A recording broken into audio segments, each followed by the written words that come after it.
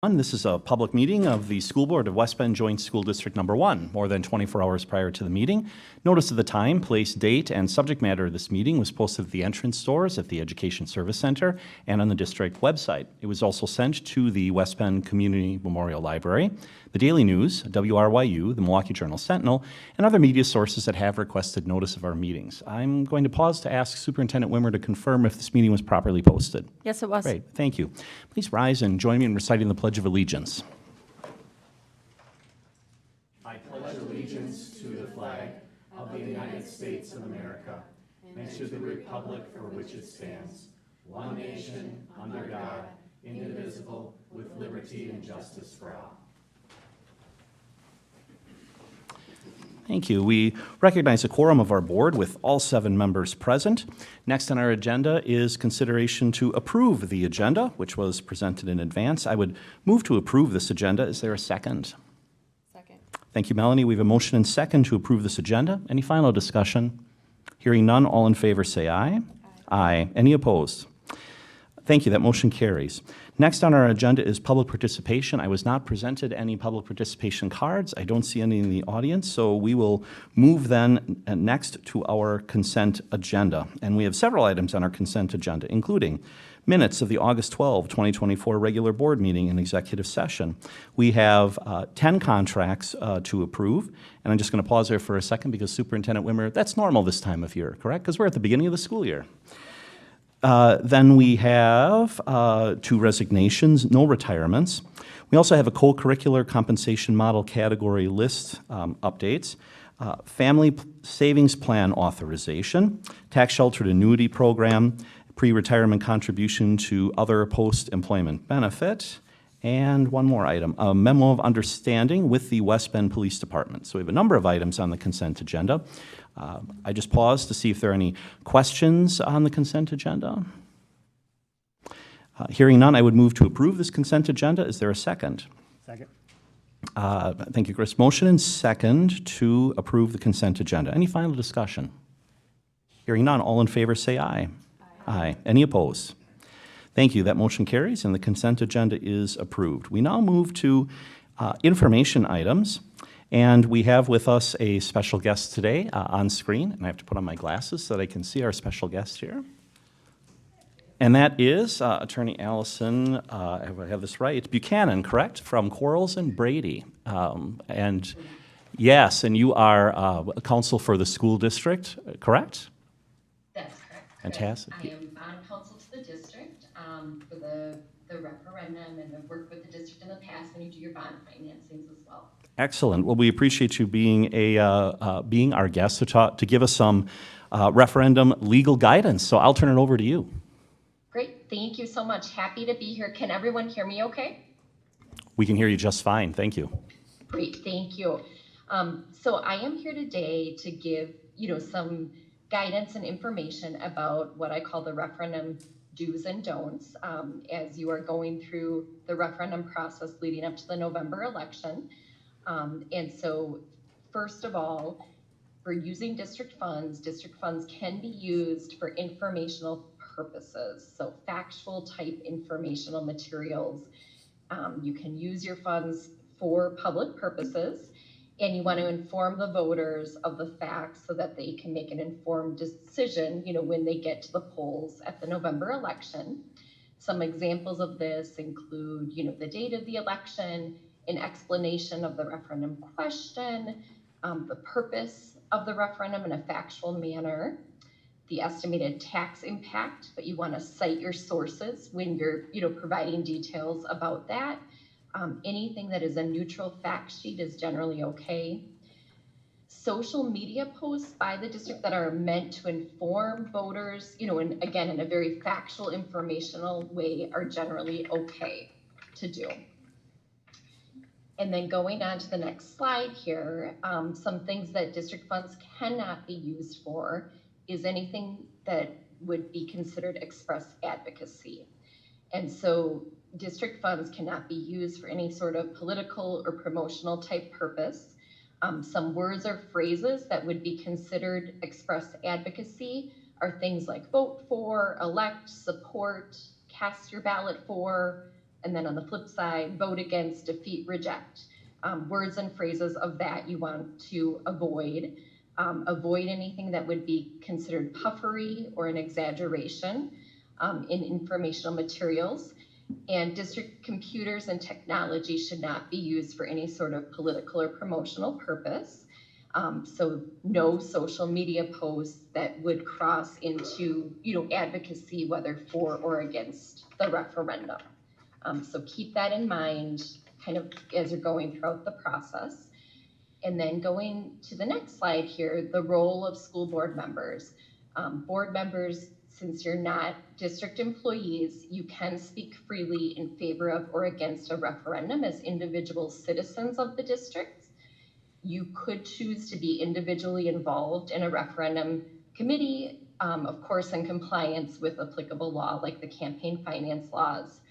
One thing, though, you want to make very clear if you choose to express your viewpoint is that you're speaking as an individual citizen and not in your official, role or official board capacity. So just keep that in mind as you're out there in the community. One exception to this would be if you're giving a factual statement about it. So for example, the vote, on the referendum resolutions, what that was, or something that is purely factual or informational in nature. And then just to reiterate, board members also cannot use district funds or resources to promote or oppose the referendum. So that's kind of the underlying premise, and everything related to the do's and the don'ts. On the next slide here, it gives a brief overview for district administration and district staff. There's a more limited role for school district administration. It's usually best that administration is a resource and provides, information and facts related to the referendum.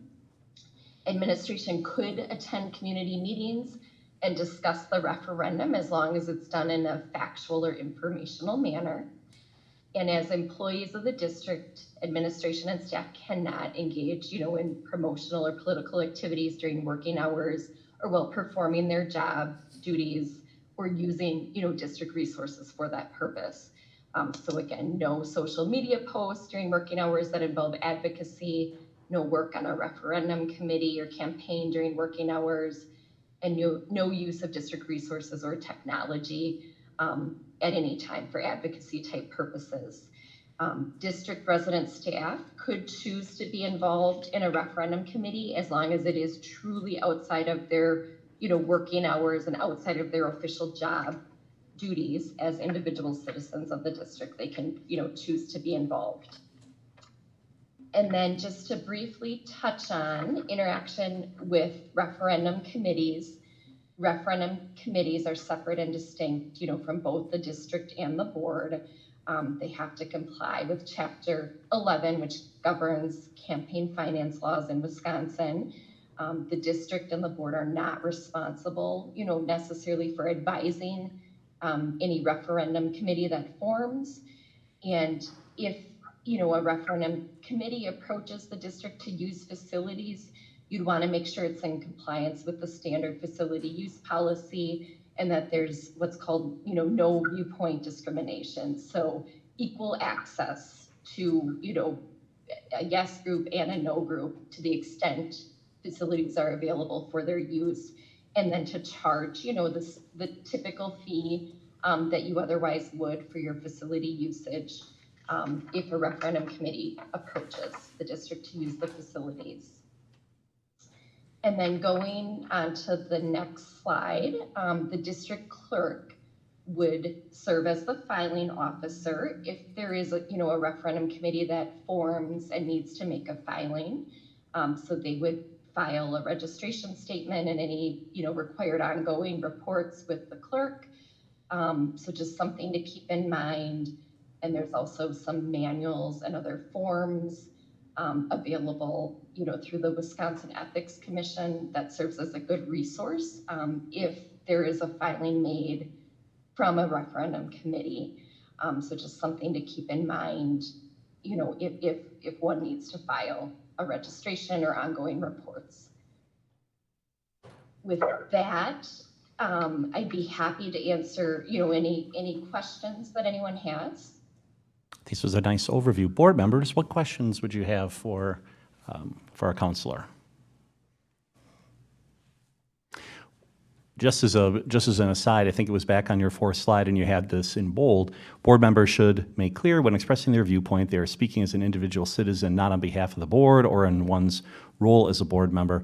Do I have this correct? Was there a Supreme Court case recently on this? I'm trying to remember if there was one like that, where really it's important because sometimes some of us may use social media or other things and it's hard to kind of tell the difference between I'm acting as a board member, I'm acting individually. So I think the lesson here is almost kind of put a disclaimer, if you will, or an explanatory statement when you're making a statement like that to say, I'm an individual in this case. Do I have that correct? That's exactly right, Chris. And so I think being just very clear in if you are expressing a viewpoint that, hey, I'm speaking as a citizen of the district, as a voter of the district, to kind of give that disclaimer so that there's not a perception that you in your, you are speaking as a part of the board or in your board member role. So you always just want to think about that as you're out there in the community, going through the process. Great. Board members, other questions?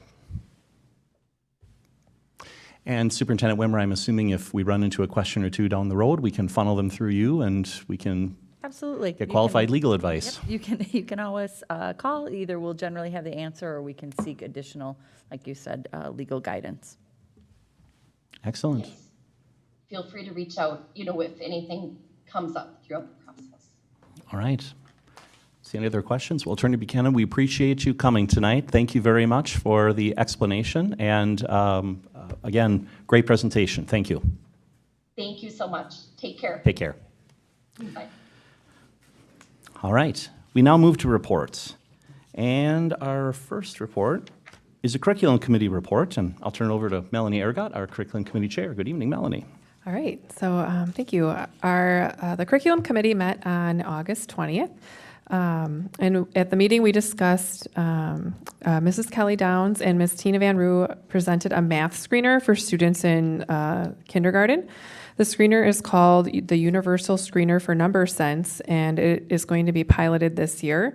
It's noted for aligning to the primary math intervention program, and it's free, so no problems with trying that one out. And then we reviewed the parent notification and permission settings for book clubs, for the list for modern literature that reflect the discussions held in committee and with the board. Parents will receive the book lists and are asked to choose if they want to give permission for each book list or give full permission for all books on the lists. The format updates also reflect letting parents know the level of the content in the categories of obscene language, sexual content, and graphic violence using the descriptors of limited and some based on the developmental appropriateness. The committee is assured that transparency, notification, and permission are clear to parents and guardians.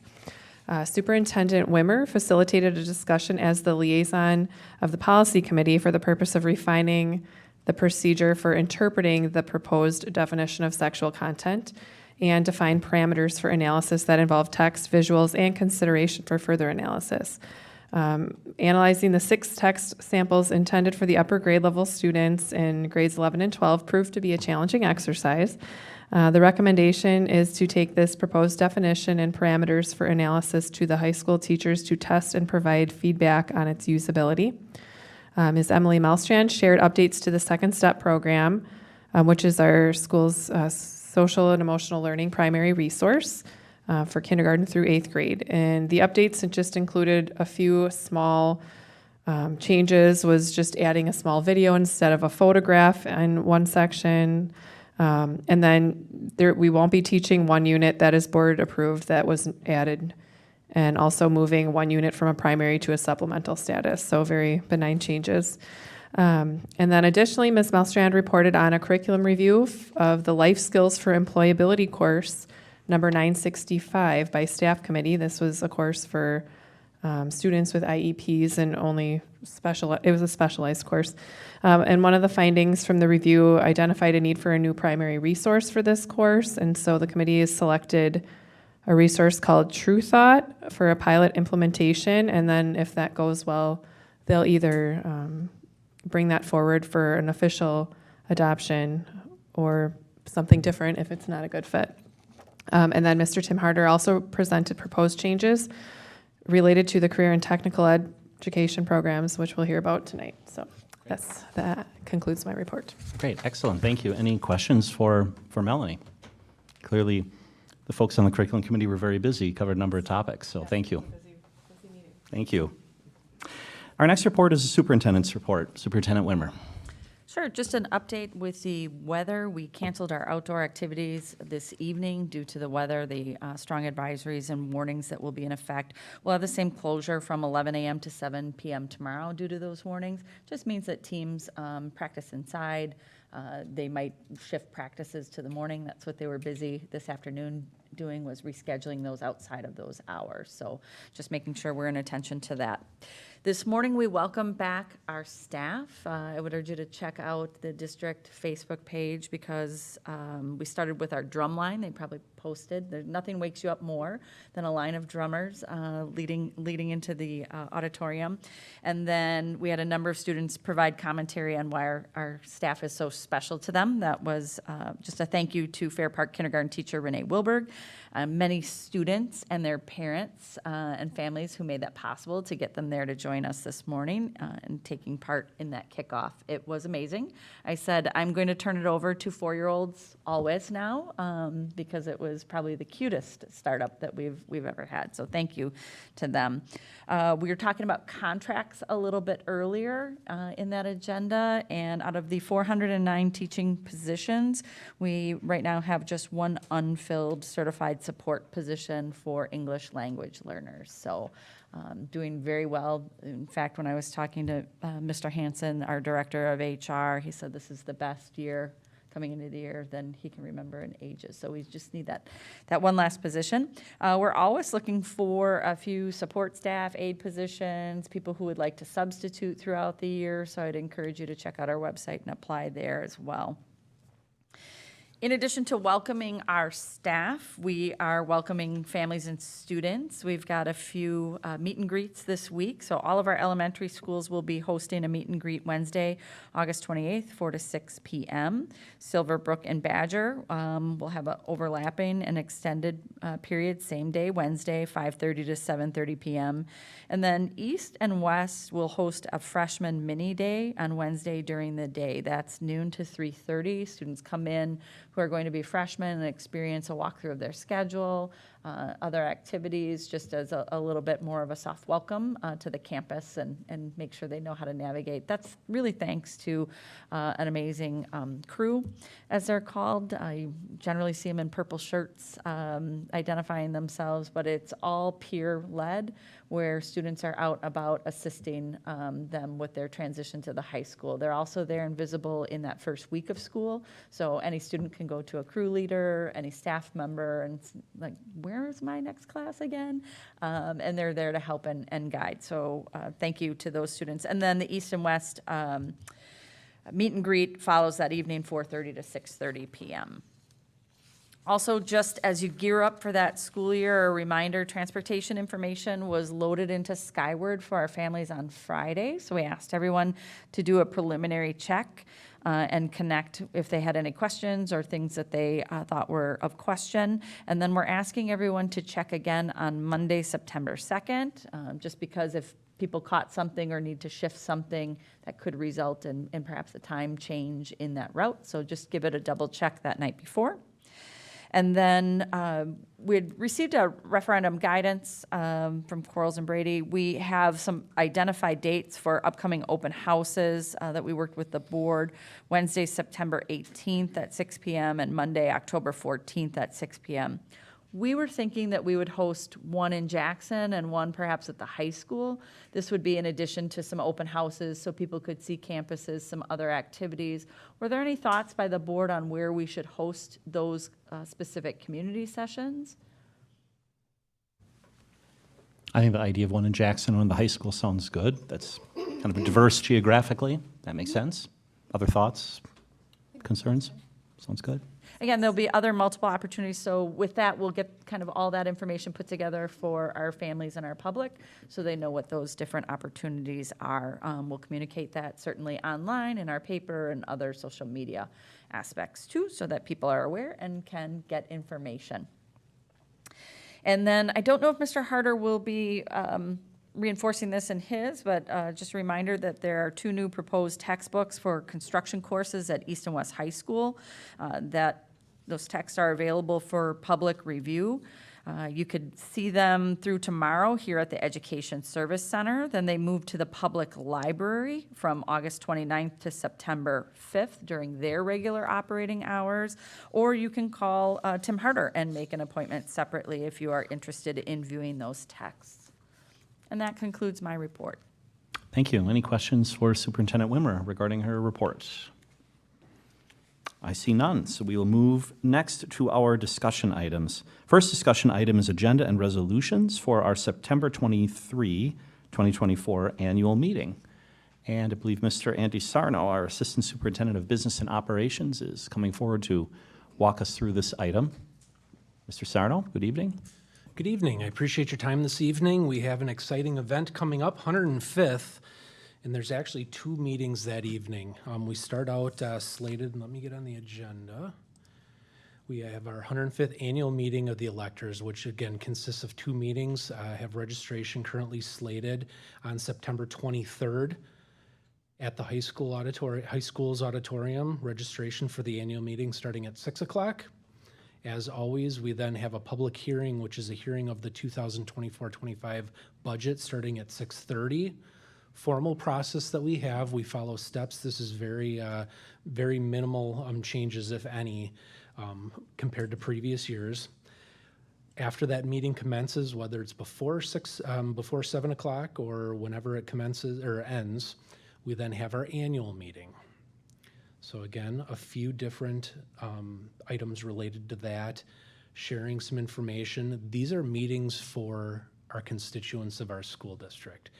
As you'll note, there is one referendum related to the tax levy. And on the second page of this document, it's an interesting year. I remember a few years ago during a biennial budget process, we did kind of vote on 2 preliminary budgets because the state budget was not yet decided at that point in time. Similar situation with the referendum resolution that's been approved at this point is that we will be proceeding with 2 different budgets until we know the results of the November 5th election and the results of the referendum. So I'm presenting at this point in time 2 different resolutions. Not that one is, again, passing or not, the election is still slated, but one of them includes a debt. At this point in time, I'm estimating $8.25 million for debt that would be applied if the referendum were successful. The second option is if there was no debt being presented, assuming that the referendum were to fail. This is a binding or non-binding resolution. This is advisory for the board on your behalf. Interesting that we bring this forward for discussion. I will have this agenda brought forward at our first September meeting, showing support by the board to bring this forward to the constituents. But again, this is an advisory resolution, except for one piece, which is the dollar amount that we bring forward on behalf of the capital projects.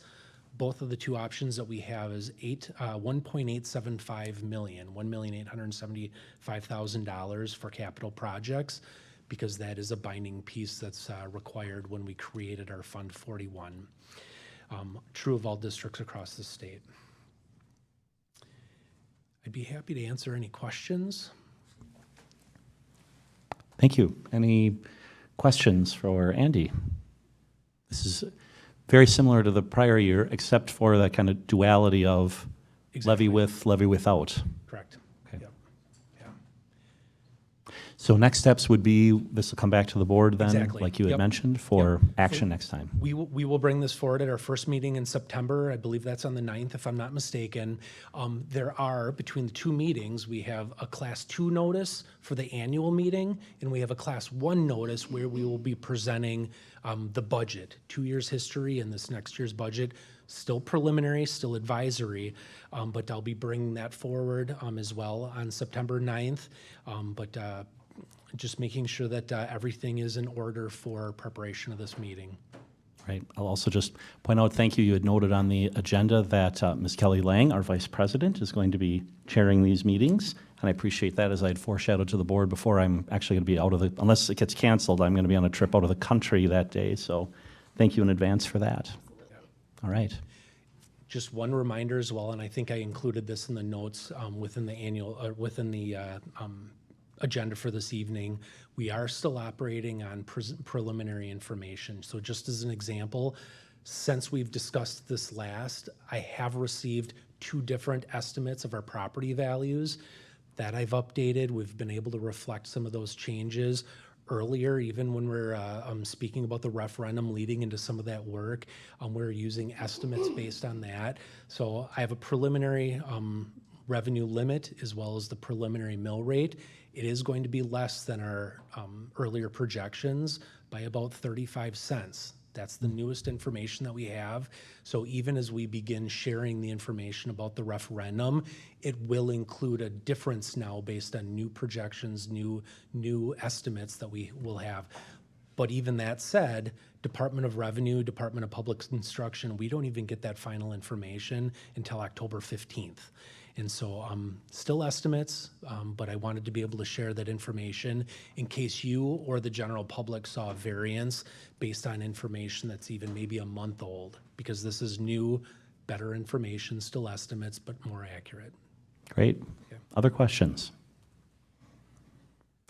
Appreciate your presentation. Okay, thank you Thank so you. much. Our next discussion item is the annual at-risk plan, and Emily Milstrand, our Director of Student Services, as well as Jill Corbett, our Student Services Program Administrator, are going to walk us through this item. Good evening. All right, good evening. Thank you for the opportunity to share with you tonight our annual at-risk plan. This is a required report that happens annually. I have Jill Corbett here with me tonight. She's the Student Services Program Administrator, and she's joined me tonight because one of the primary responsibilities in her role is overseeing all of our alternative programming options. Now, it's easy to kind of think about or to extrapolate the idea that at-risk plan means alternative programming, and it actually does not, and that's important for me just to highlight. The Department of Public Instruction requires us to have an at-risk plan that is intended to intervene early enough to prevent kids from needing something very different from their peers. We want kids to graduate in a traditional path with their peers. However, we do know that some students need something different to be successful in their educational plan. And we're going to share a little bit about that with you tonight. So the first thing that I wanted to just draw your attention to is that the Department of Public Instruction puts together some requirements that we need to consider when we are determining whether or not a student is considered at risk. And these 5 items in front of you describe that or capture that. So we're looking at students who are at risk of not graduating with their expected cohort due to 2 or more of those factors. The Department of Public Instruction requires us to have an at-risk plan that addresses grades 5 through 12, but it's also important for me to acknowledge that we really start this process as kids are coming into our district at 4K and 5K. We're already analyzing data and being responsive to the individual needs of students. Oops, sorry. Okay. This visual gives you kind of an overview of what that means by we're intervening early, beginning at 4K and 5K.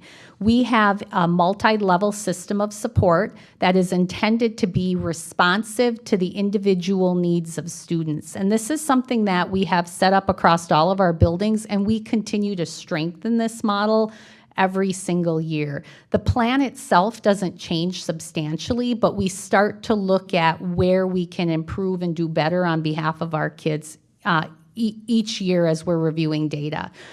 You can see that there's 3 levels of response. There's the universal instruction, which is really what we give and do for all kids.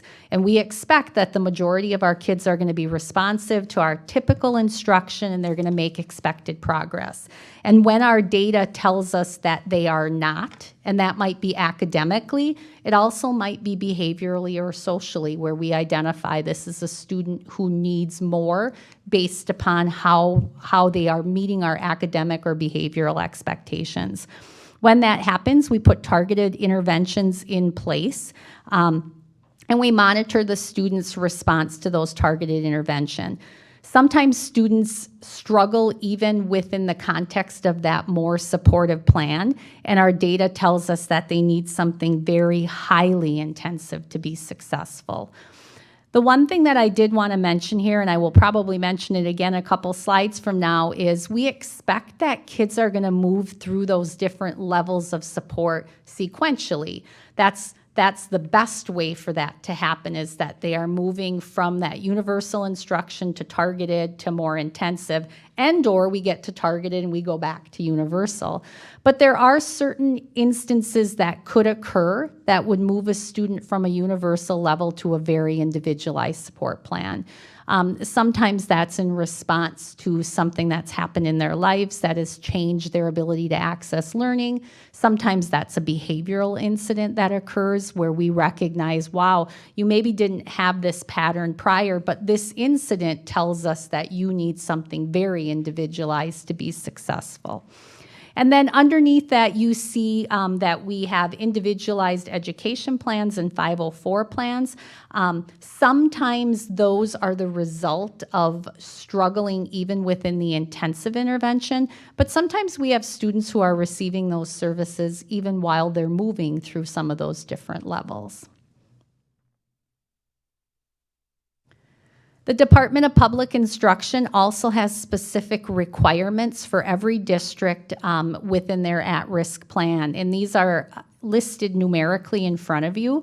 And I put them here just simply because I want you to know what the Department of Public Instruction requires of us, and I want you to know that all of those things are in place. Jill's going to speak specifically to a couple of these items, like our work-based learning experiences, but each of these things are included in our at-risk plan and are things that we're considering throughout those intervention stages, and then when we are in a position where we're looking at an alternative option or an alternative pathway to graduation. I cannot get that little mouse to, there we go. Okay. Each year we set program goals.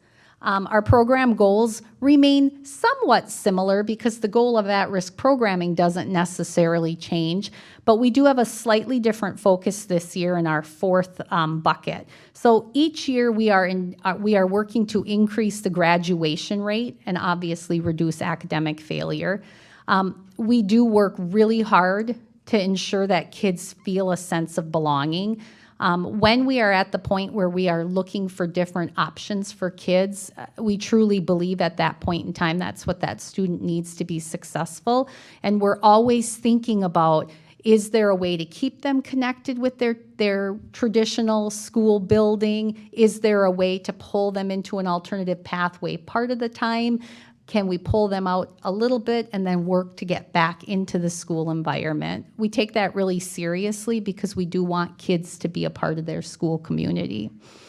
I already talked a bit about those interventions a couple slides ago, and that becomes one of our goals. And then the last goal that we set for the upcoming year, last year we worked a lot on really engaging our parents, and we continue to do that. But one of the things that Jill is really dedicated to in the upcoming year is strengthening partnerships with the community agencies that wrap around our kids who need the most. So she's been working really closely with Washington County, with some of our community-based mental health providers, our police department, all of the people who are working alongside of us to support students with unique learning needs. And then my last slide, really just kind of gives you a visual of what that continuum of individualized services might look like when we are at the point where we are considering an alternative pathway. So I have the same visual from a few slides ago that describes that multi-level system of support, and you can see that there's a yellow circle around the alternative pathway to graduation. Once we have gotten past that third level of support, and we are, as a team with parents and our students, making the decision that this student needs to have a very unique or different plan that might be an alternative pathway to graduation, this continuum below describes all of our different options. We try really hard to do that at the high school. Those are our on-site programs. Sometimes we're doing programming that includes high school and potentially one of our programs here at ESC, or the high school and tutoring, or the high school in a virtual model. Sometimes it's an off-site location where we've decided a student is going to learn best here at ESC with a virtual option or a workplace option. We have fully work-based options available to kids. We partner with some of our community partners, including MPTC, to provide off-site learning experiences. And then I have virtual listed as its own option. So I'm going to hand this over to Jill, and what we decided to do this year, and I think moving forward, we're going to try to highlight one or two of our programs annually to give you a little more information about a couple of programs, and then we'll just do an overview of the others. So Jill's going to walk you through the different alternative programming options that exist, and it's important for me to tell you, this is what's on our dance card or on my spreadsheet of options, but there are times every single year where we have a student who steps forward with needs that don't neatly fit into one of these categories. And that's where Jill is super masterful at coming up with something that doesn't exist on behalf of that particular student. So know that this is kind of our set menu, but that doesn't mean it's all inclusive. So I will pass this over to Jill. So as Emily said, we wanted to share some of these bigger buckets with you, and I will be highlighting the two that are in gray a little bit deeper, simply because I felt like in the past we came and we threw so much at you, and there's a lot. And so we thought if we take it a little bit by a little bit, we can dive maybe a little bit deeper and kind of see the perspective from the student's end. So the first bucket, number one, is ICR, and that's really just individualized credit recovery. And this is used at the high school for kind of a multitude of reasons. A lot of times it's trying to keep kids not from falling behind. You know, maybe there was a class or two that they found difficult or they were struggling in. This is kind of to catch it in the moment before they become significantly credit deficient.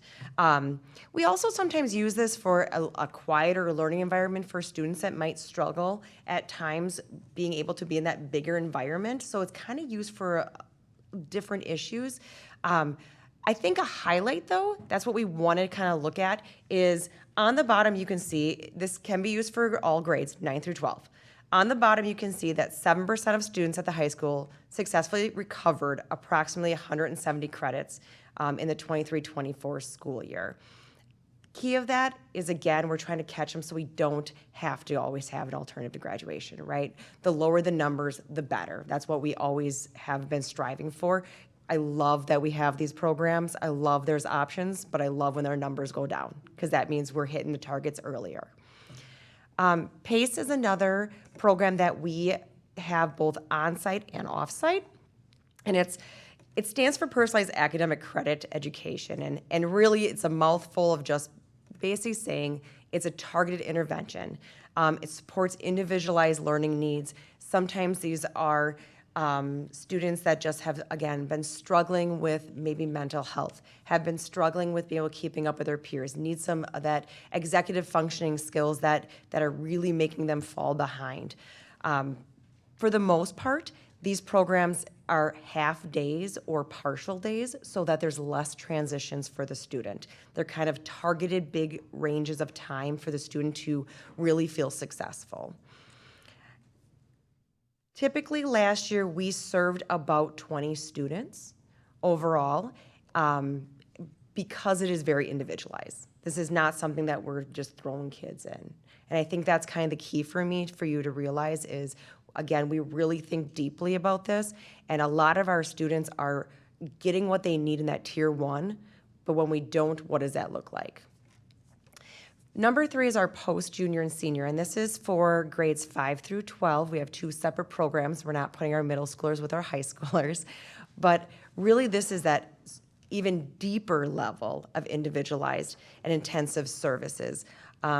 A lot of students might have individualized education plans in this specific grouping. Some do not, but this is really trying to target a skill that might be lacking for them to be able to return or be part of the regular environment more. Last year, we served about 8 to 10 students in each one of these from our junior to our senior. So again, very individualized, not looking at a large group of students. I'm going to go a little deeper on our GPS and our GO2, but GPS, that's really our work-based program that students that are 11th and 12th grade can participate in. It is out of district. It is at a manufacturing site. We are lucky enough to have a site in Hartford and a site in Menominee Falls as the hub for the educational part, but then students interview and get set up with technical career type jobs, manufacturing, and others out in the community. This is really work-based learning aimed at that technical career. So students who really have that higher interest, like the hands-on experiences. Last year, we had about 20 between 11th and 12th graders in this program. Typically, we do not go over 25, kind of around that number, about 20 each year. Our GETO option 2 is actually our alternative to graduation program. And I think the key to this program that I always want to say is this is for a regular high school diploma. This is an option that the state allows us to have. It really looks at students that have, for one reason or other, the traditional schooling earlier on just wasn't working. But they're ready to turn it around and they have the skill to show us competency towards graduation. And I think one of the biggest things for me is it's not just about graduation, it's about preparing them for what's after graduation. And we're going to talk a little bit more about that in the next couple of slides. And our last one that we really like to not use very often, but there are students that fit this group. It's going over to do an HSED, which is more your state level diploma. It serves a purpose. It's not one that we love to use all the time, but it does serve a purpose. It's located at Moraine Park Technical College. We have a great partnership with them. They do a wonderful job on helping us with students that, for one reason or another, just are not able to finish up in our environments here. And again, we just always want to acknowledge that's another one of our paths and partnerships. And we usually only have 1 to 3 students in that. It's a very in that tiny learning bucket. Through that venue. So GPS, kind of going just a little bit deeper onto this, there's a couple different things. Again, it's a community-based program that helps students transition from the learning environment, so there's a work, like a classroom base, to the working environment by providing that first-hand experience and meaningful technical careers.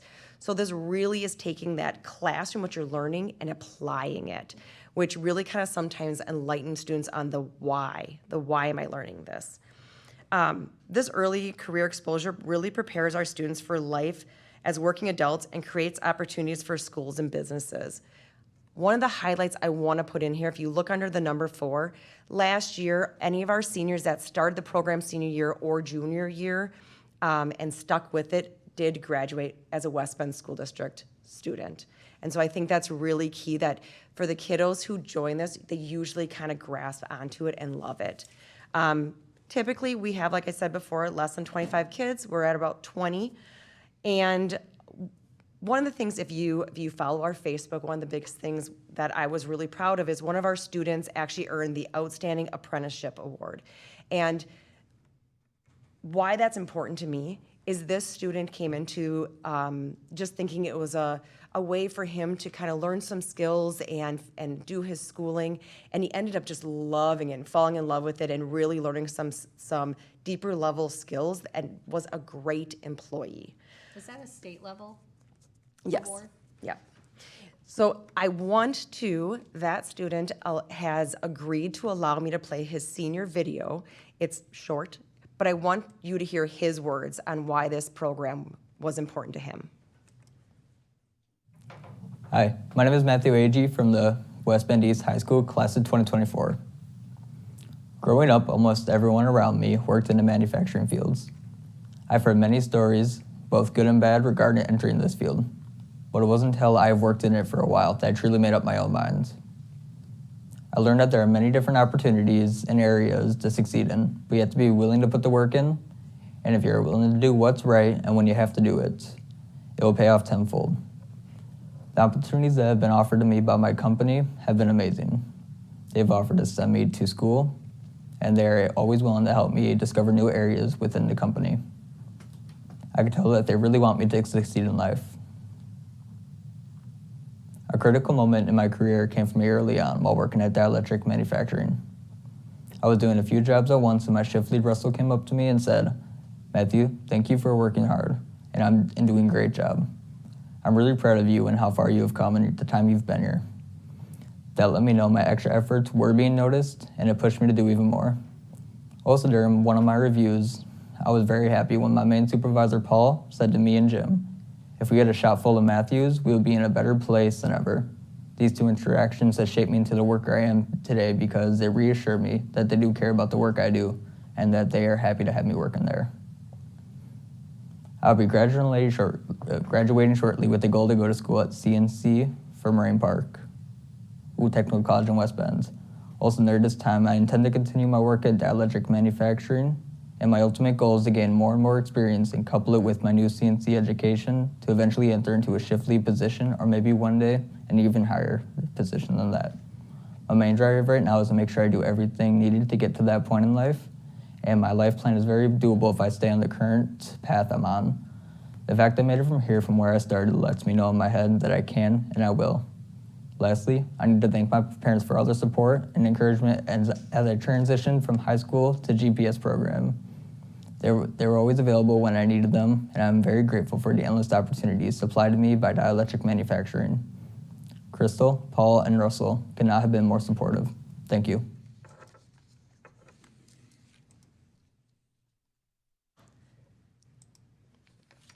I would love if you, can you just go back for 1 second? Sorry. If you had a chance, I would love for you to just kind of look at some of the additional quotes that I put in here. I think one of the key things for me on the quotes is that it's not just about finishing high school, right? The kids are getting a lot more out of this and really preparing themselves for life after high school, which we always talk about as our goal, right? It's not about chasing the diploma, it's about growing. So our last one we want to highlight is our GED Option 2 program. And this is our alternative to graduation program. And as I said before, one of the biggest things is we know we're doing well if our numbers are going down. Well, our numbers are going down. I'm very happy to report that. I had came to you in 22, 23, and I think we were at like 56, 58 kids around there that year. Last year we had 35.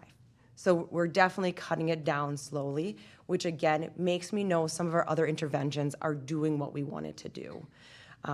But for those 35 students, it's still really important for them to have that opportunity to turn their life around and still graduate with their class.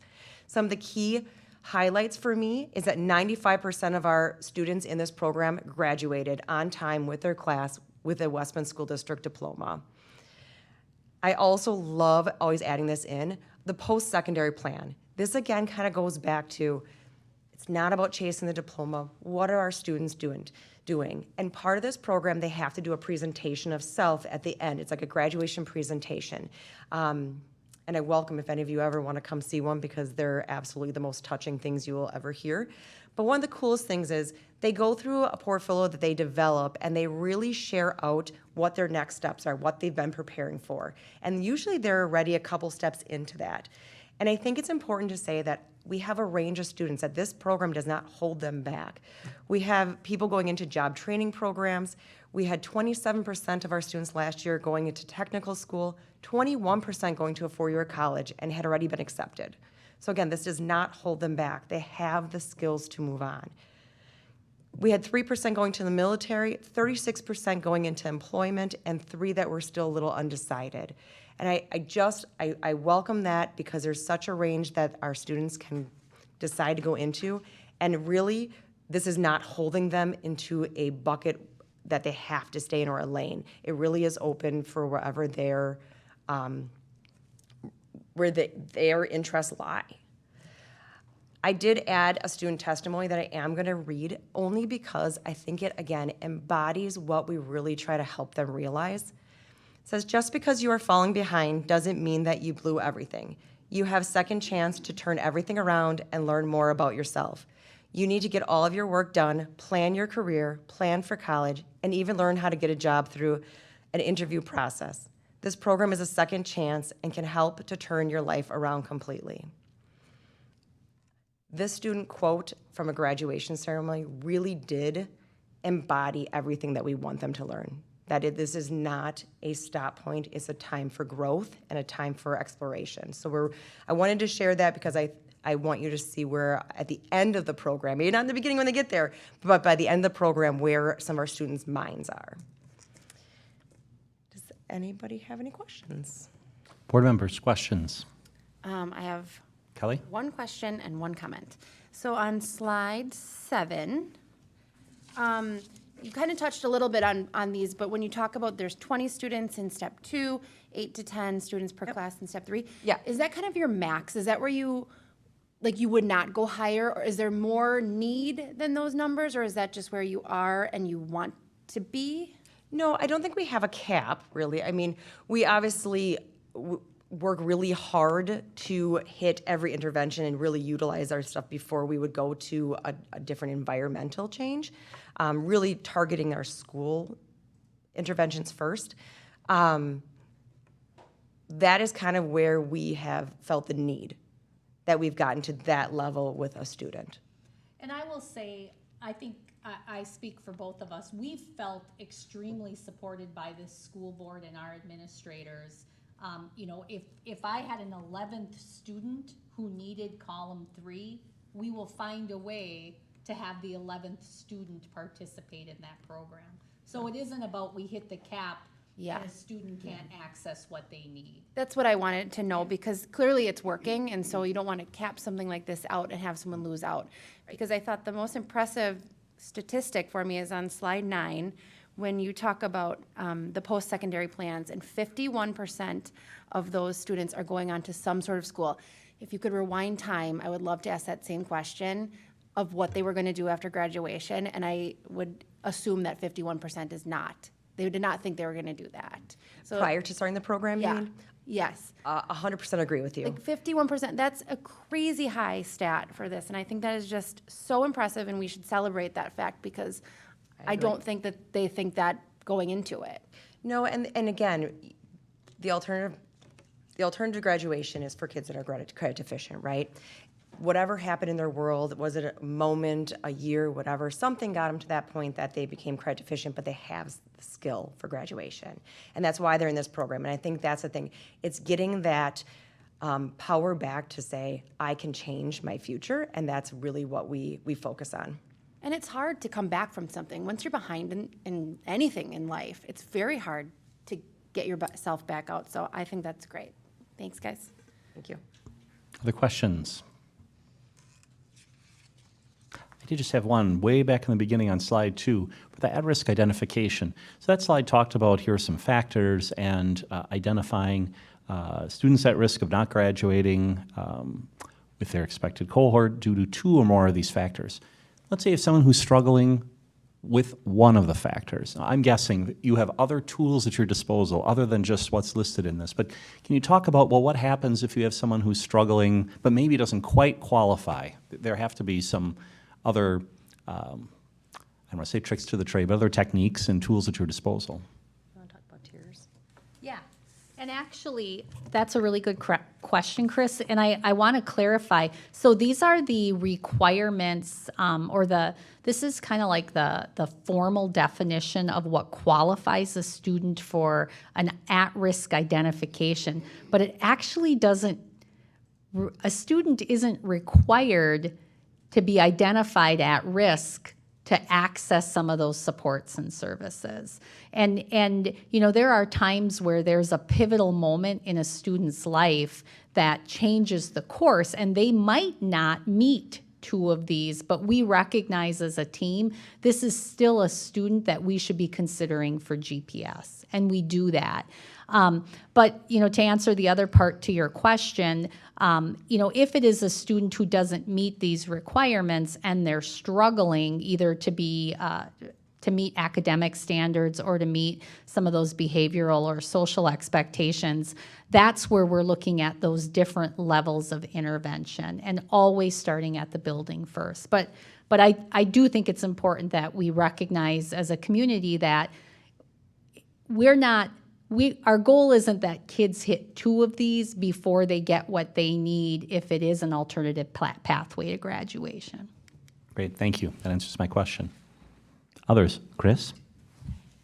I guess I'll just add a quick comment, more of a thank you, because I was having flashbacks to when I was 17 and I became a school-age parent in this district, and the profound impact that the faculty had on me, being able to not only graduate, but then set myself up for success. I mean, it's a huge credit to, you know, who I became, you know, who the man I am today, and now to come full circle with my own 17-year-old who's almost graduating. I can't say thank you enough to the school district for having these options for students like me, because, you know, like the testimony said, we turned out okay. So That's just wanted to thank you. Thank you for sharing that. Thank you. Any others? We appreciate your presentation. Thank you very much. Thank you. And I think we are moving on to fiber optics. We are. The next is I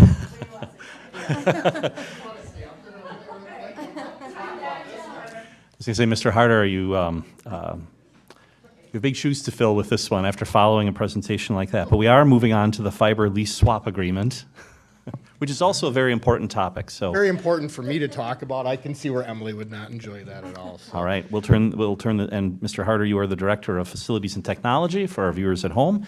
We'll have you walk through this topic. All right, good evening, everyone. So, a little bit of history as we talk about this evening to bring you up to speed. Many people don't know this, however, we are owners of our own fiber optic line. So we carry our own utility here. When you call in Digger's hotline, we actually have to have somebody come out. USIC is our partner who marks that and so forth. And so our fiber optic line actually runs from our high school campus to Jackson Elementary. And so if you know anybody at Jackson Elementary prior to 2014, when the words dial-up came out, then there was Jackson, dial-up at Jackson Elementary. And so our City of West Bend schools were always connected by a shared fiber optic network with the city and UWWC and Moraine Park and so forth and other entities. However, Jackson, being in a different municipality, had to have its own internet connection. And so through the work of the team here prior to I came on as the tech director, working with our municipalities, it was determined that the most cost-effective way was to actually install our own fiber optic line. And so we started that process, and we completed that for the fall of 2014, in essence bringing Jackson Elementary in to our district network here, which allowed us to increase speeds, so more than 5 people could watch a YouTube video at the same time without crashing it. We could do lunch counts, we could scan barcodes, and you could still use your computer at the same time. And we didn't have to pay for redundant equipment. So instead of having a server at our high school campus that feeds everything across the district, we actually had to have a separate server down in Jackson. And so through that process, it also allows us some things to do some redundancy, some off-site storage.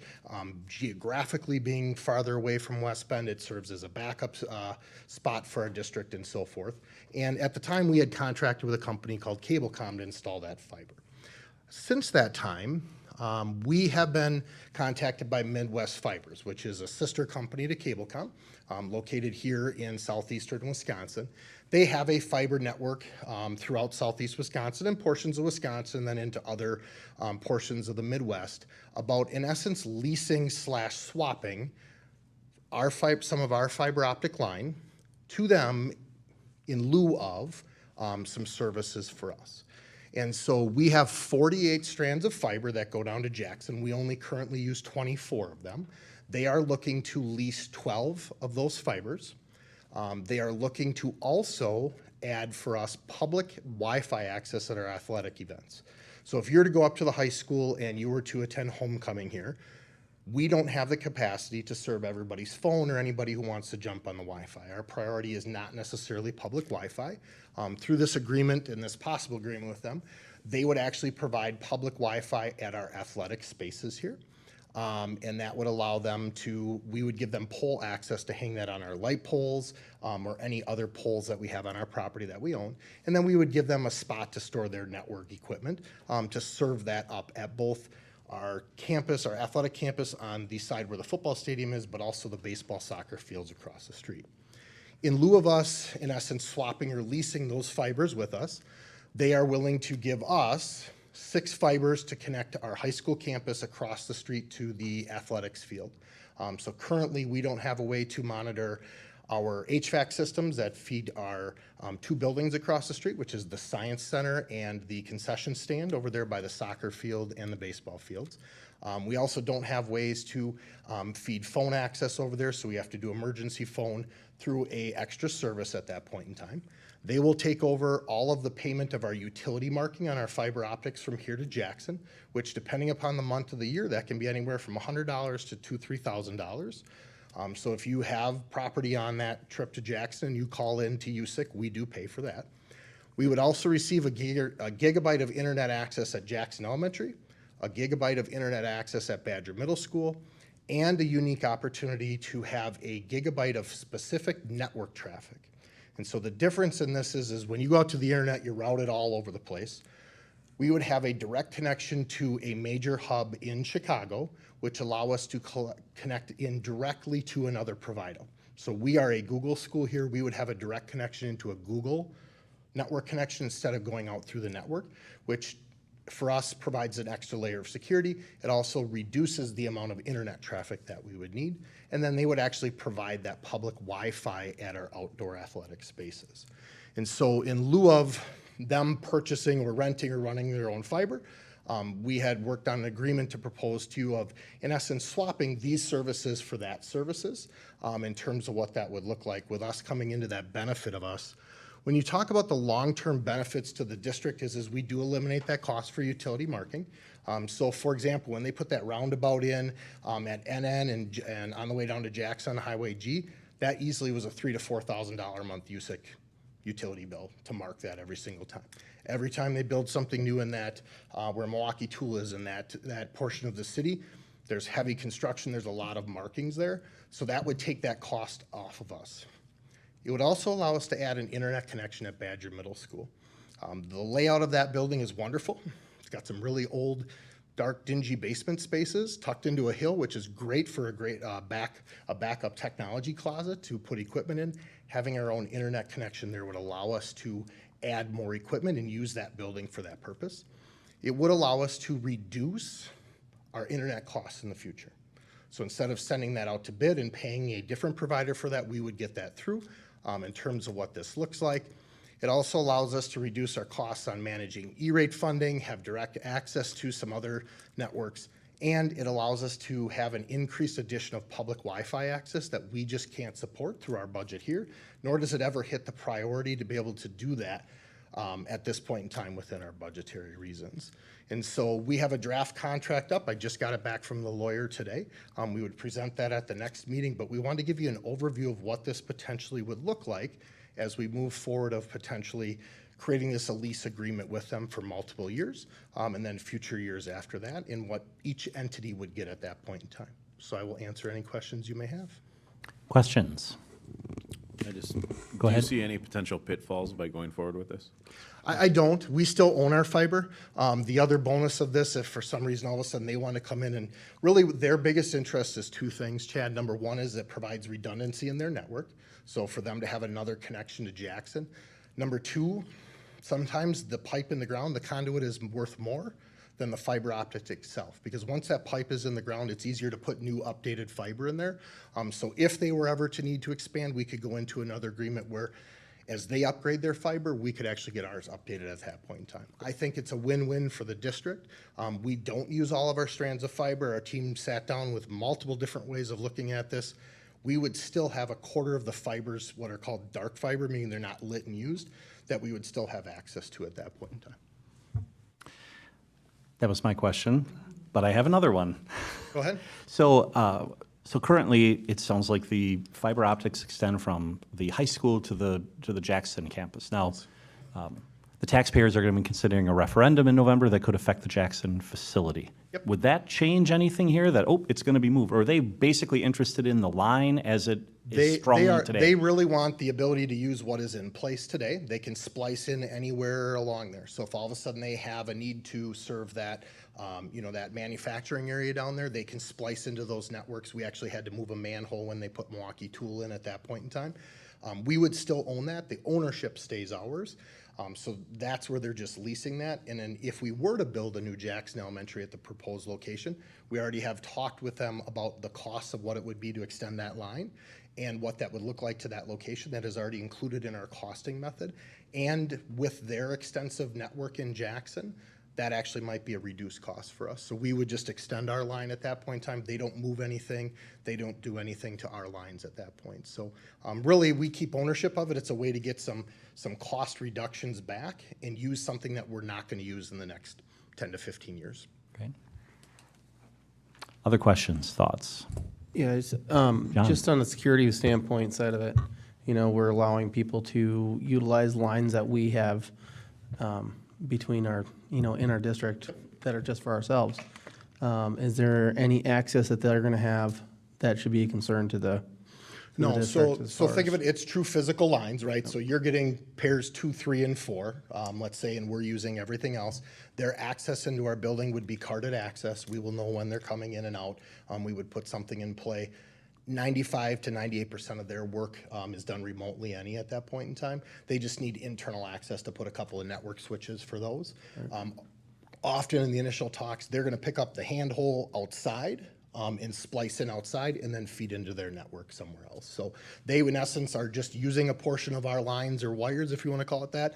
None of our traffic would cross with theirs at any point. They would run their own separate network. They're just running through the same conduit. Okay. Great.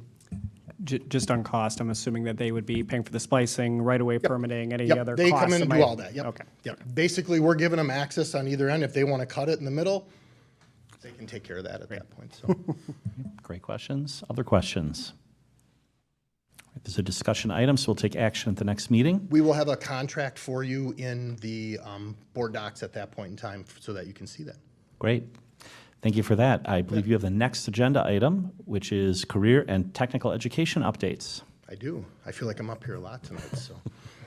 All right, so it is that time of the year. I told the curriculum committee this also. Every year, our career and technical education team works with local businesses, Moraine Park Technical College, through an advisory board and advisory committee process. Between those two entities of businesses and Moraine Park, we receive feedback on what our curriculum update should be for our programming here. We often are not on a regular schedule where you may see some of our other curricular areas where we say every 5 years we are going to review these areas. I will be presenting changes tonight that are, in some cases, changing something we did 3, 4 years ago. In some cases, they are 7, 8 years old at that point in time. And so every year, you will see the career and technical education team provide updates to our committee and to our full board so that our curriculum is really relevant to what's happening at higher ed, but also what our business and industry partners are using out there. Our goal is to make sure our kids are ready and have the skills and the knowledge to walk into that workforce or go on to that next level, and we want that to be relevant. And so through this year's advisory piece, we have some minor changes, and then we have some larger curricular changes. The first thing we did this year as part of our look is looking at what our course descriptions were and our course names. And so one of the things that many districts have started to move to around here, and our team got feedback from students, from some of our business partners in higher ed, was simplifying the names of our courses so that they are what they are. Not some other term, not a big long strand, something very simple and specific so a kid's eye is caught and they know what they're taking. So I'll take the first one up there, Intro to Digital Media. It is called Intro to Digital Media currently because at the time that's what Moraine Park's sequence was when we brought it on. I just happened to be here and teaching at that time in that sequence. Now we're suggesting that we would name it what it is, photo, video, and animation. We are also working to adding in the numerics of 1, 2, and 3. We used to use an intro, a middle level, an advanced, an elite, whatever adjective we wanted to add at the beginning of that.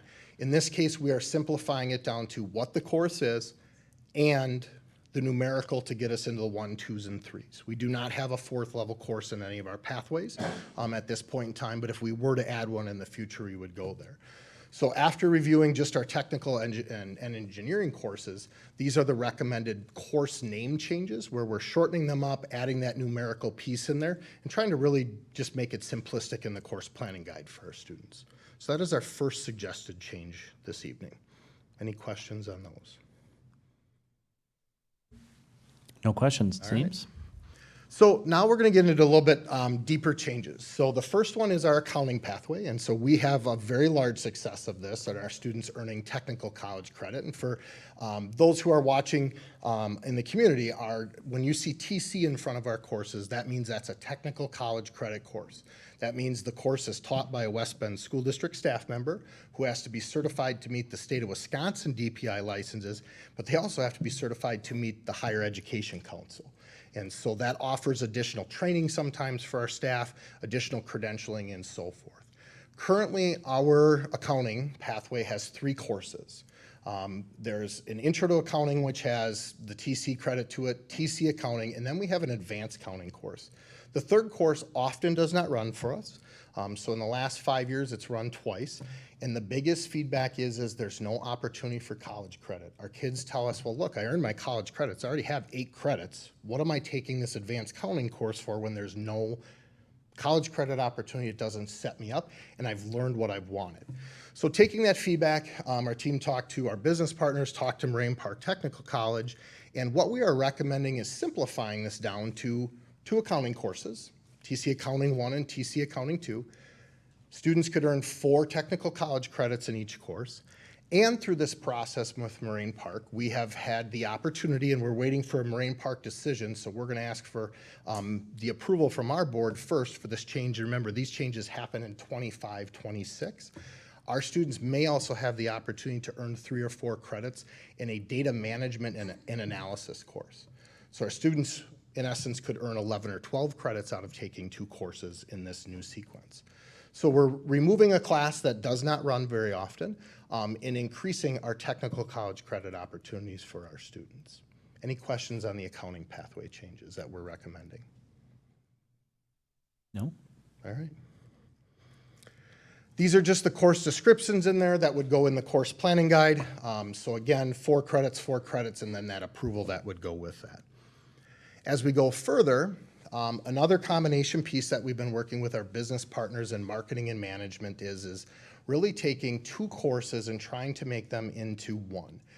And so we have a full entrepreneurship course in a year and a business strategies course. And over the years, based upon some curriculum changes at Moraine Park Technical College, there's a lot of overlap in this course.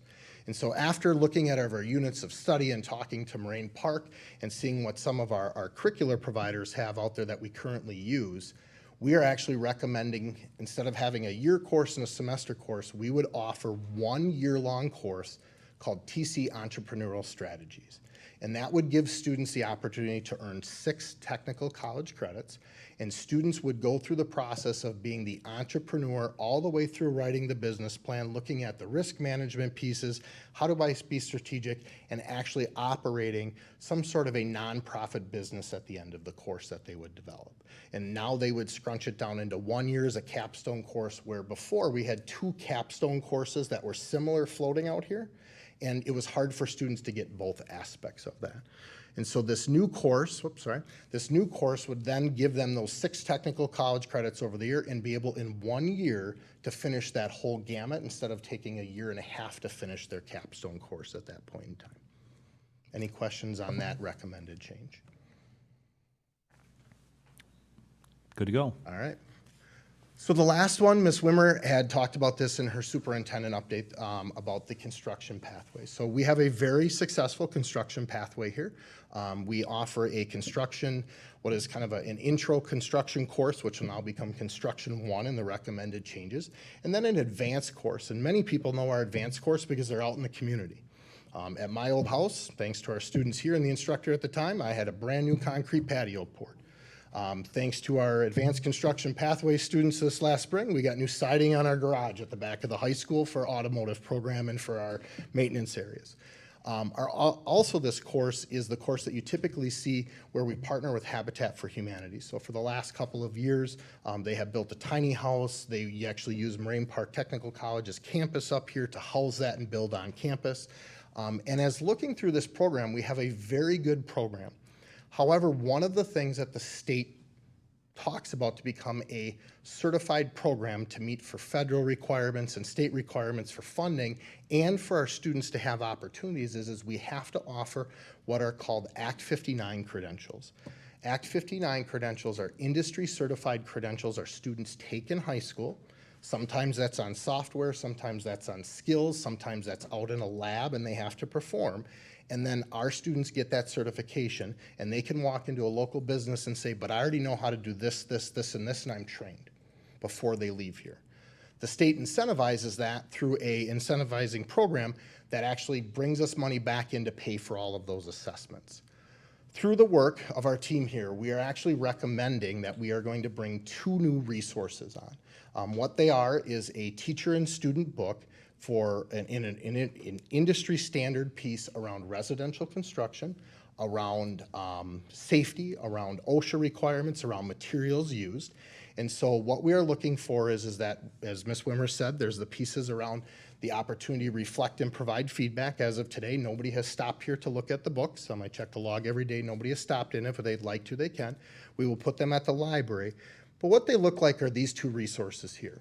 And so our introductory class, we want our students to hit that safety. That's both in the shop safety, but that's on job site safety. So our students are leaving here, and when they're going out and working on a Habitat for Humanity house or they're pouring concrete, we want them following the same safety procedures. A large overview of residential and commercial. We have been stressing the commercial construction side more in our construction classes to help give that exposure to our students. Often in K-12 education, in that high school piece, there's a lot more residential focus because that's much easier for us to get access to.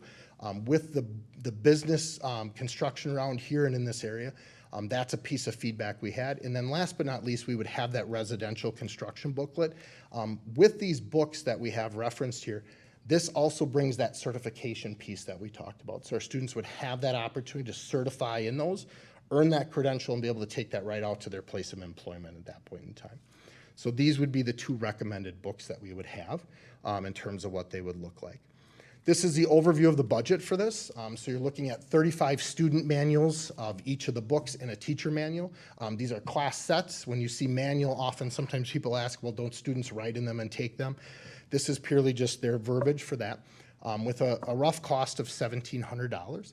We would actually fund that out of our normal CTE curriculum budget and some support from our CTE incentive funding because it does have that incentivized certification piece in there at that point in time. So we would use both those budgets to cover that cost if approved.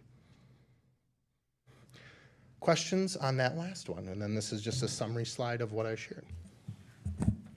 Chris. So Tim, are these personalized workbooks or are these textbooks? They're a textbook, they're a manual. So they're using the trades language of manuals and so forth like that. They're not being written in, it's just a different style. We use the industry language of manuals. They would stay in the classroom.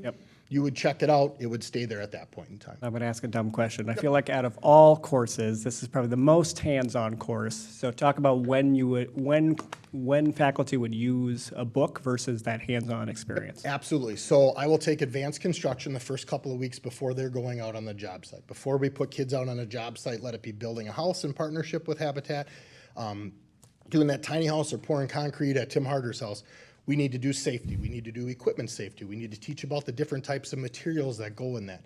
So there often is a classroom component of that. Sometimes it's actually on the job site or out in the lab where they will use this. Some of it's the study and learn on your own or a little bit of homework piece. So it is that balance where they would have that. And those manuals then prepare those students for those specific certifications. So they have knowledge and pieces in there that the instructor can use for that going forward at that point in time. But you are correct, probably 70% of that time that teacher's out in the lab, and then they're gonna go back and reference. So we talked about this higher over piece of what OSHA is and safety in this piece of equipment. Now we're gonna do Chris's safety test, and now you're certified to go out and use the piece of equipment. Gotcha.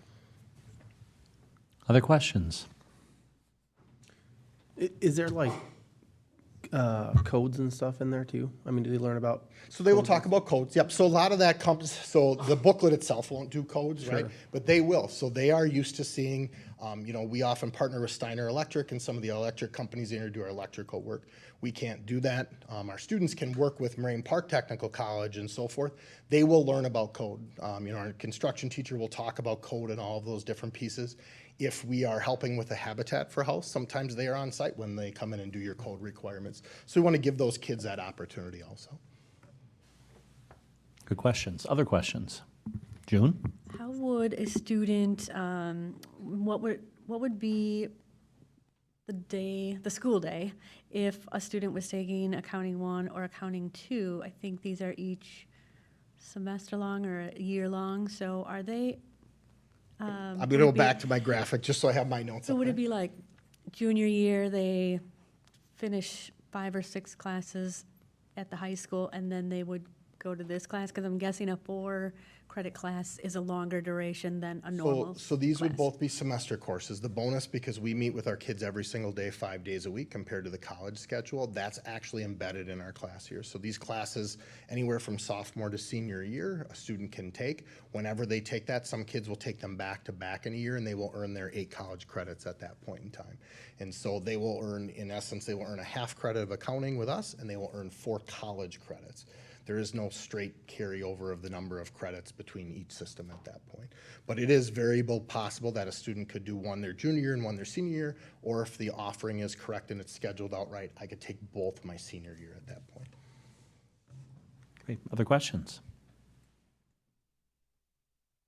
All right, this too, I believe we will take up next time as an action item then. Sounds good. Thank you. And I believe you are here for the next agenda item. I am. I'm All going to right. ask Mr. Trudeau to come Great. join me also, so I'm not the only one up here. We're going to this shift evening. gears ever so slightly, and we're going to move now to action items.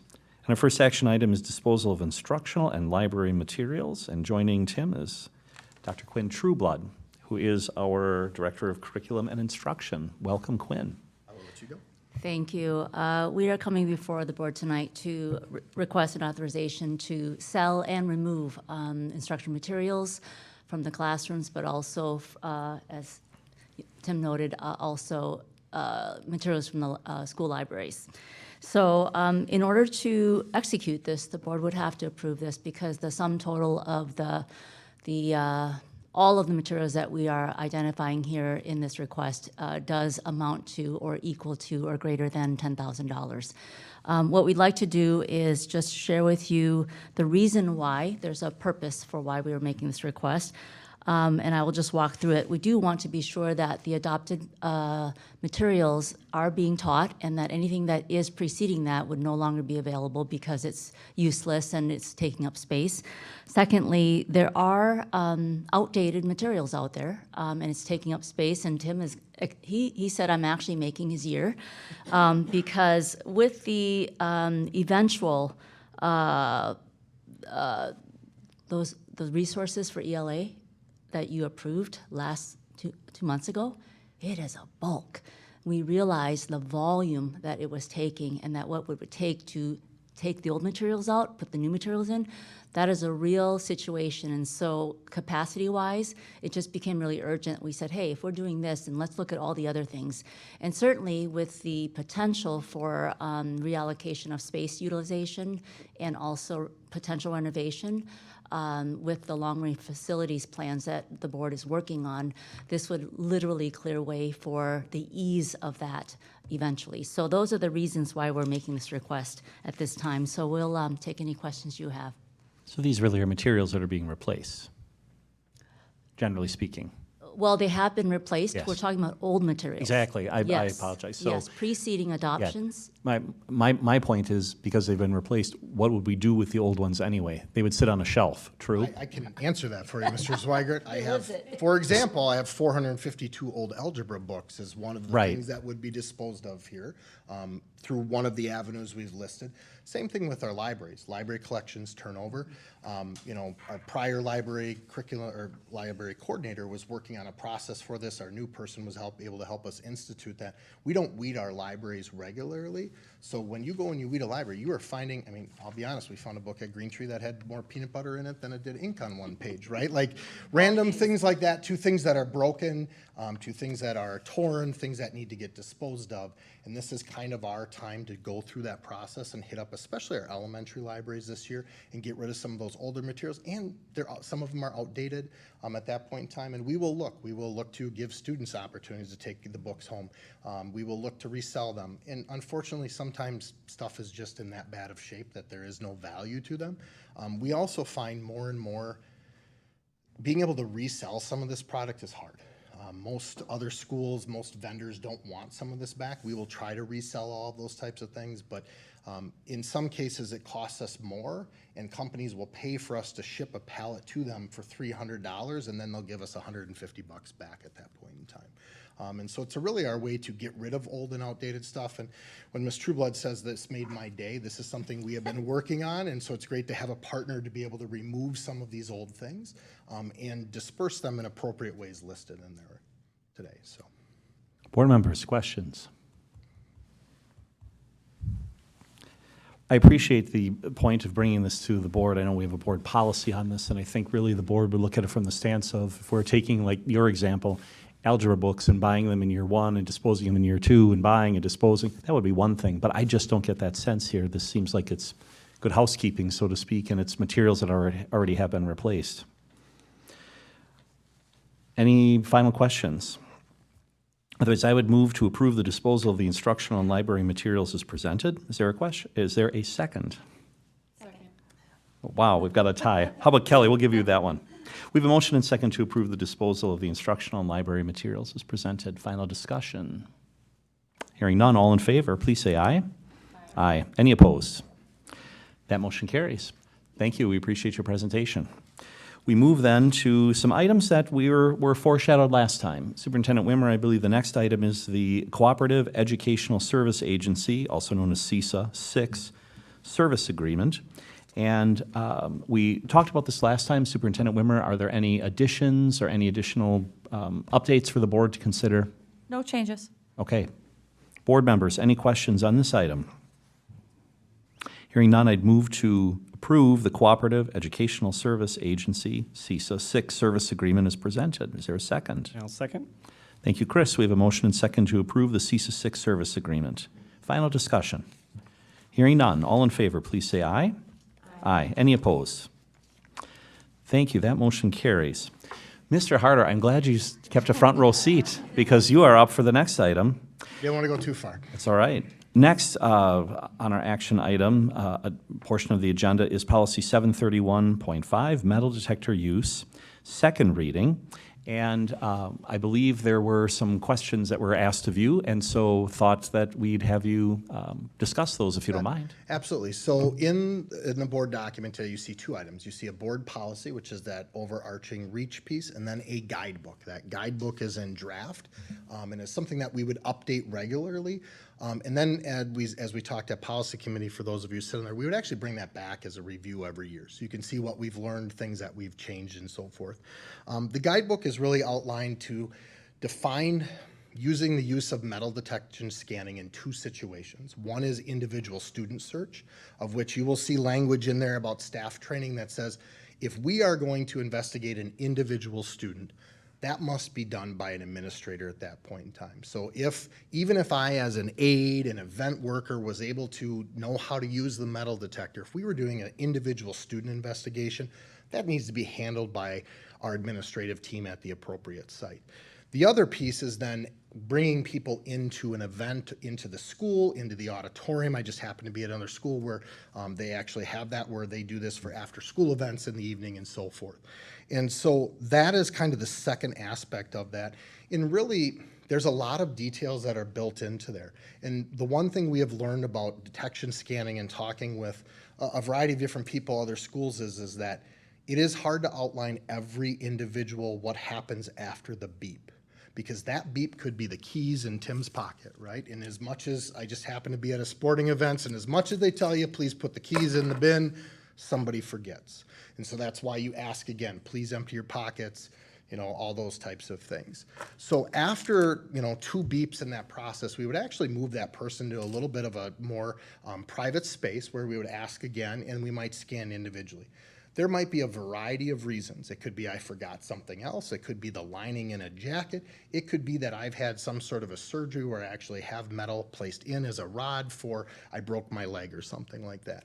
That's where we utilize both that ability to use the individual metal detection scan and with the partners of our law enforcement to be able to do a quick pat down if we need to be at that point in time. So you will see some of those types of pieces come up where, hey, you know what? I actually have a family member who has had surgery, and that's why I use that example of they have a rod in their leg. Going to the airport is interesting with them. They always beep everywhere we go, and they explain, and often they will check the pant leg, and it's fine at that point in time. That's why we offer that private space for anybody who's coming in that event scanning to take them out of that normal queue to do those. And so that was really kind of the big pieces of the questions of there's so many little one-offs of why that could beep. That's why you rely on that individual private space to go through those pieces. And I'd also entertain any other questions too. Other questions for Tim? All right, well, board members, this is a second reading of policy 731.5. So we have the ability on a second reading with unanimous approval to consider and approve this. I guess I would just pause and ask if anyone has concerns or objections, and we would not take offense. We would just take this up as a third reading. I'm not seeing any, so I'm going to take a chance here, and I'm going to move to approve revised policy. Let me pause for a second. Is this a new policy, just to be sure, of these revisions? This is a new policy This is new, for us, thank you. yes. Just want to be sure that I phrase that correctly. I'll just clarify, the guidebook you had stated before will be updated with the guidebook pertaining to the type of equipment we get. Yes, yep, there's an appendix in there, so Specific if to I it, so- buy this specific I just wanted to- manufacturer item, that would be added into the guidebook. You are correct, Mr. Downs. Thank you, John. That's a good clarification. With that, I would move to approve the adoption of new policy 731.5, metal detector use, as well as the accompanying guidebook. Is there a second? Thank you, Chad. We have a motion and second to adopt new policy 731.5, metal detector use, and the accompanying guidebook. Final discussion. Hearing none, all in favor say aye. Aye. Are there any opposed? Hearing none, that motion is unanimous, and so this policy is adopted. Thank you very much. Thank you. I think you maybe actually get to sit down for real this time. Thank you.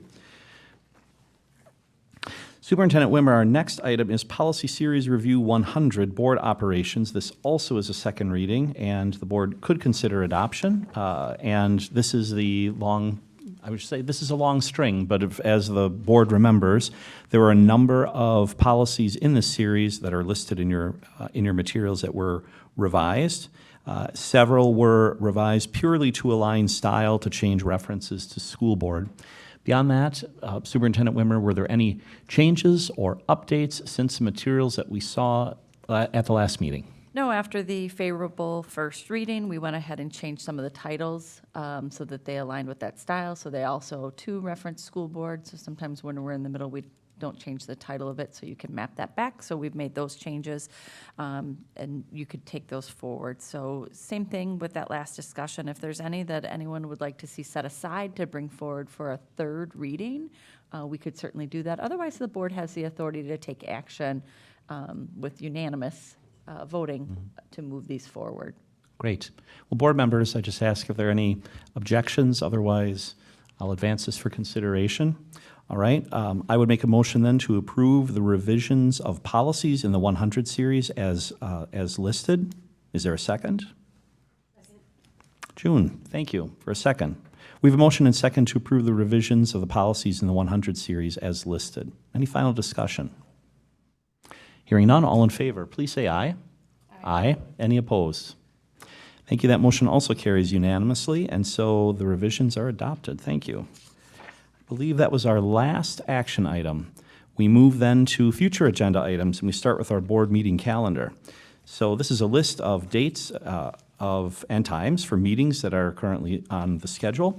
September 9th will be our next regular board meeting, 5:30 p.m. here at the Education Service Center. And the Curriculum Committee will meet at 4:30 p.m. on September 17th, also here at the ESC. Then, as was foreshadowed by Mr. Sarno earlier, on September 23, 2024, we will have a budget hearing at 6:30 p.m. and the 105th annual meeting of electors at 7 p.m., both at the Silver Lining Arts Center or the auditorium at the East and West High School campus. So again, just to emphasize that for members of the public, that's going to be a different location. That'll take place in the auditorium at East and West. And then on October 7th, 2024, that will be the next regular board meeting, also 5:30 p.m., also at the Education Service Center. I think that concludes the board meeting calendar. Any other items to bring up on the calendar? All right. Then, any other items for follow-up and communication? Well, then, hearing none, we've reached the end of our planned agenda, and so I would move to adjourn. Is there a second? Thank you, Chad. We have a motion and second to adjourn. Final discussion. Hearing none, all in favor, please say aye. Aye. Any opposed? That motion also carries unanimously. Thank you. We stand adjourned. Thank you to those in attendance at our meeting today and virtually. Have a good evening.